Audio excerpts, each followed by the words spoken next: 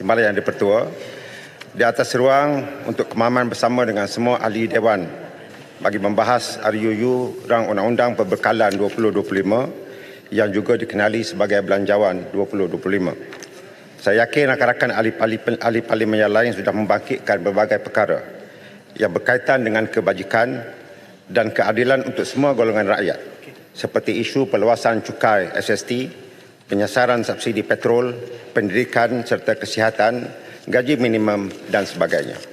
Saya juga bersetuju dan menyokong semua cadangan-cadangan yang baik untuk rakyat, tak kira dari sebelah sini atau dari sebelah sana.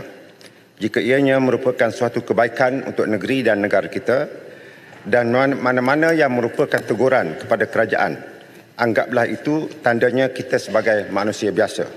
Sebagaimana satu ungkapan, to err is human, dengan izin. Bahawa kita senantiasa perlu berusaha untuk menyediakan bajet terbaik, tetapi tentunya ada kelemahan yang kerajaan perlu akui dengan hati terbuka dan ianya masih boleh diperbaiki.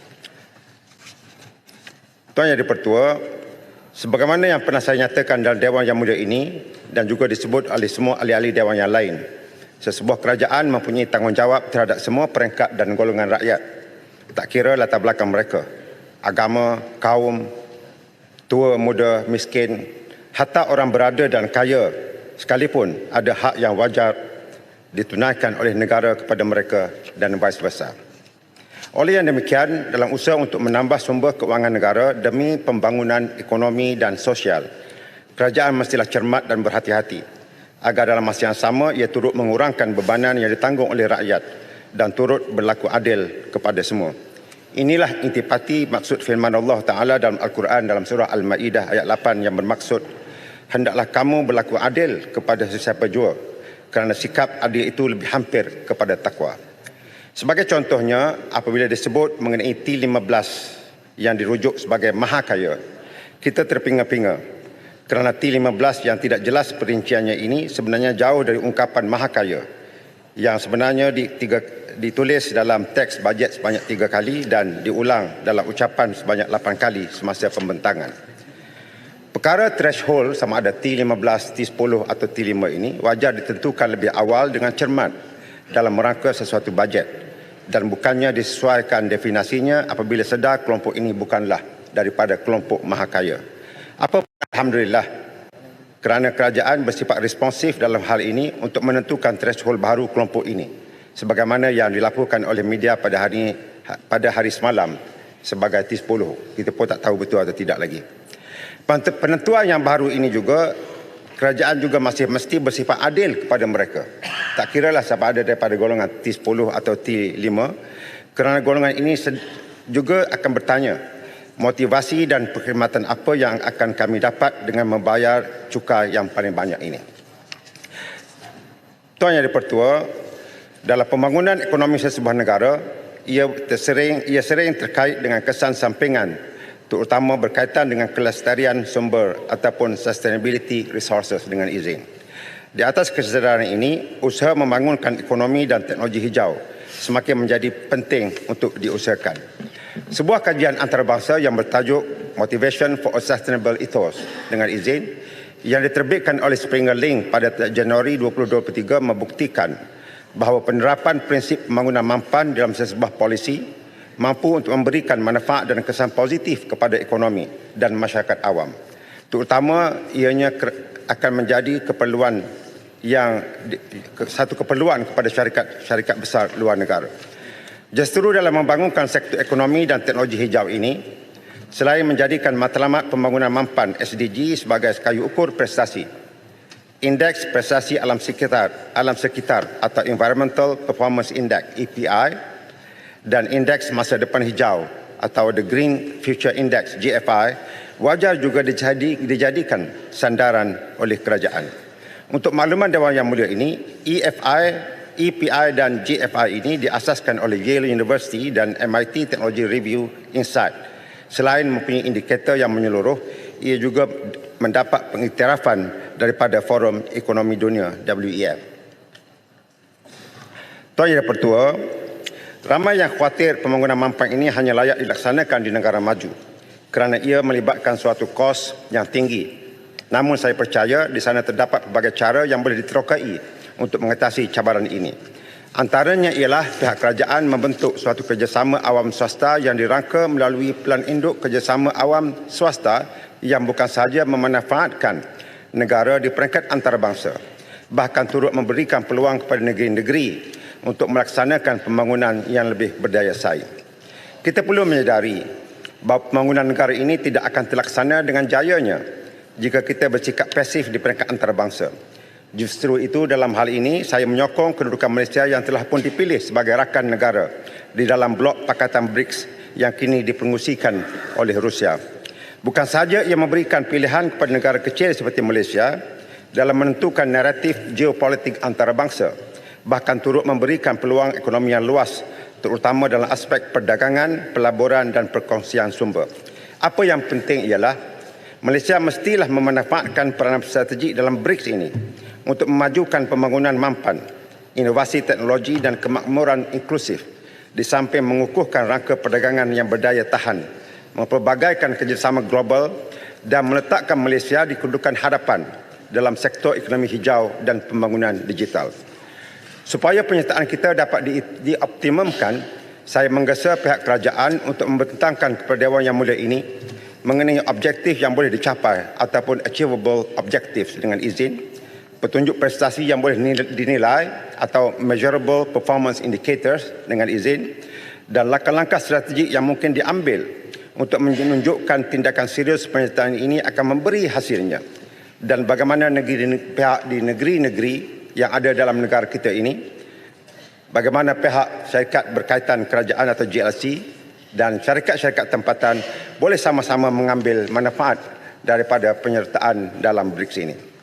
Di masa yang sama, negara kita juga perlu memanfaatkan dan mengusulkan supaya kerjasama spesifik bidang tertentu seperti ekonomi, perdagangan, teknologi, iaitu di kalangan negara Islam tertentu dapat kembali di meja rundingan untuk dilaksanakan, seperti pembentukan D8 Organisation for Economic Cooperation atau D8 yang pernah diwujudkan pada tahun 1996 selain daripada berusaha untuk menggerakkan kembali organisasi sedia ada seperti OIC yang tidak begitu berdaya di waktu ini. Timbalan Tuan Yang Di-Pertua, selain daripada itu, sebagai sebuah rantau yang aman walaupun terdiri daripada pelbagai latar belakang budaya, agama dan bangsa, Malaysia seharusnya memainkan peranan penting sebagai pengerusi ASEAN. Di dalam ruang yang diberikan ini, wajarlah beberapa isu berbangkit seperti kedaulatan Laut Cina Selatan diselesaikan secara diplomasi dengan mengambil pendekatan win-win situation dengan izin, selain memaksimumkan manfaat untuk kepentingan bersama, terutamanya dalam hal keterjaminan makanan dan perluasan pasaran perniagaan. Saya mengharapkan agar Malaysia dapat memimpin ASEAN dengan visi yang jelas dalam menggerakkan integrasi serantau, pertumbuhan mampan dan transformasi digital. Kita seharusnya memperjuangkan dasar yang saksama, ketahanan alam sekitar dan memperkukuhkan kerjasama strategik di luar rantau ini untuk memastikan ASEAN menjadi blok yang padu dan inovatif serta bersedia menghadapi cabaran global. Tuan Yang Di-Pertua, Tuan Timbalan Yang Di-Pertua, saya mengucapkan terima kasih kepada Larut selaku Ketua Pembangkang yang membangkitkan isu berkaitan royalti petroleum untuk Terengganu. Tuntutan kami di Terengganu, walau setengah pihak menjadikannya sebagai keputusan dan penderaan politik, Kemahaman bersama dengan rakan-rakan yang lain akan terus menyampaikan pendirian dan hasrat rakyat supaya royalti petroleum kepada negeri dipulangkan terus kembali ke akaun negeri seperti mana yang diamalkan sejak sekian lama.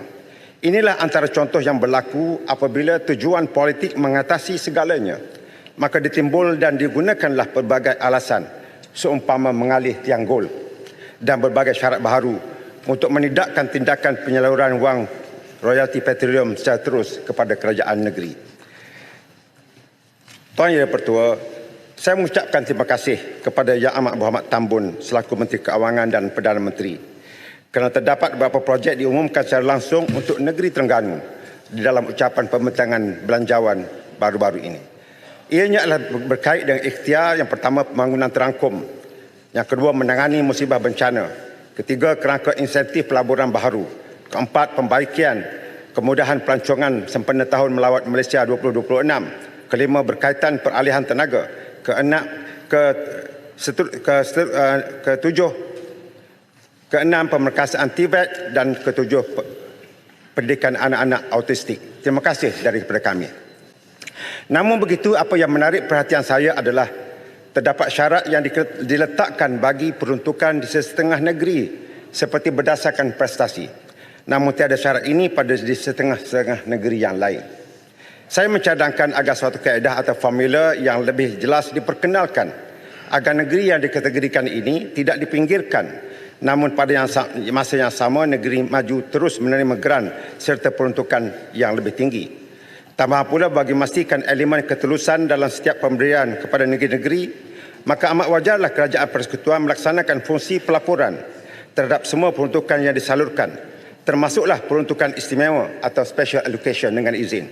Dan yang paling penting juga, memastikan setiap laporan tersebut boleh diakses oleh masyarakat awam di negara ini.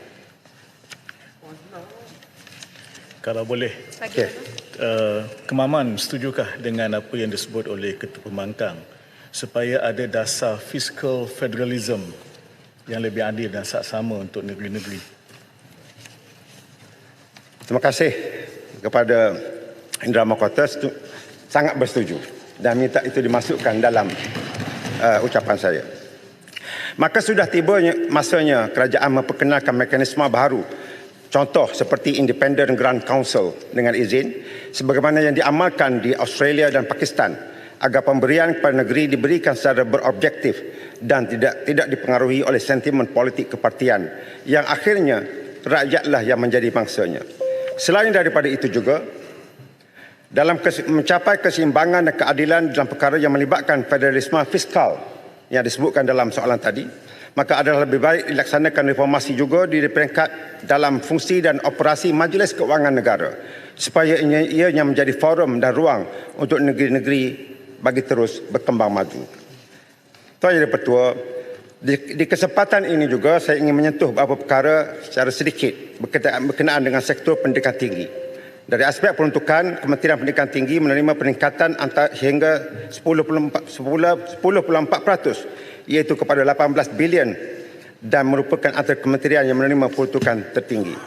Justru itu saya mengharapkan pertambahan peruntukan ini dapat menyediakan solusi terhadap isu-isu besar dalam sektor pendidikan tinggi seperti underemployment dengan izin yang masih menghantui para graduan kita, ketidakseimbangan gender di sektor pengajian tinggi, isu ketahanan mental yang menyusut dan sebagainya. Geran-geran pendidikan untuk pensyarah muda khususnya haruslah dikembalikan dengan lebih meluas tanpa mengenepikan pensyarah dan penyelidik berkelompok pertengahan yang wajar juga ditambah sediakan dengan jumlah yang munasabah di semua sektor bidang pengajian. Jika tidak ditangani secara efektif, isu seperti ini dikhawatiri akan merencatkan fokus utama dalam pembangunan pendidikan tinggi di Malaysia seperti penyediaan bakat terbaik negara serta perkongsian dan pemindahan ilmu pengetahuan. Sila gulung. Seminit. Sila gulung.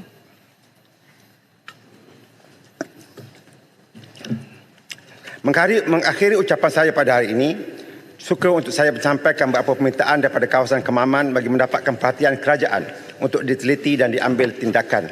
Bagi sektor kesihatan, dicadangkan penaik tarafan beberapa buah klinik, iaitu klinik Batu 2.5, klinik Cukai, klinik Kuala Kemaman dan klinik Kemasik.